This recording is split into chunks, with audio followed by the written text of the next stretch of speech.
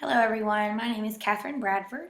I live in Eden, North Carolina. This is located in Rockingham County. I have identified Howard Coble as my representative from District 6. I learned that most of Representative Coble's public interaction is not on social media outlets such as Facebook and Twitter, but on his personal website. He refers people to his website on his social media sites. Howard Coble is currently against the Affordable Care Act. I have seen many people who, like Howard Coble, think that although the end result that the plan hoped to achieve, that's health insurance for those who cannot afford private health plans and more strict guidelines for private insurance companies, is good in theory, but the actual way that the plan was put into place and executed was actually disastrous. So just for some background, the Patient Protection and Affordable Care Act was signed into law on March 23rd in 2010 and was then supported by the Supreme Court in 2012. It essentially required all Americans to have health insurance by 2014 and provided a way for them to purchase this insurance. Those who did not comply would be required to pay a fee. Those that purchased the health insurance plan would be given a tax credit to offset the cost of the plan. The plan also stated that a person could not be denied insurance coverage based on a pre-existing condition. Although parts of the plan are positive, in the United States where everyone has rights given to them by the Constitution, Americans will be forced to have health insurance or pay large amounts of fines from already slim earnings. This is not constitutional at all.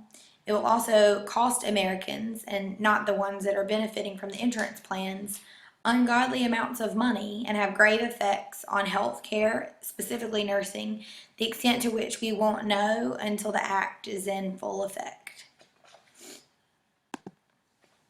There's a wealth of information found on the internet at the current time regarding the Affordable Care Act.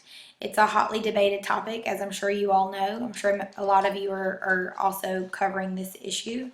I have found a lot of information about the downfalls of the plan and did specific research on the effects that the plan would have on nurses. Most of the ways that I'm seeing the research state that the Affordable Health Care Act will affect nurses are negative. For example, it will flood people into the healthcare system when there are not enough nurses to take care of them at the present time.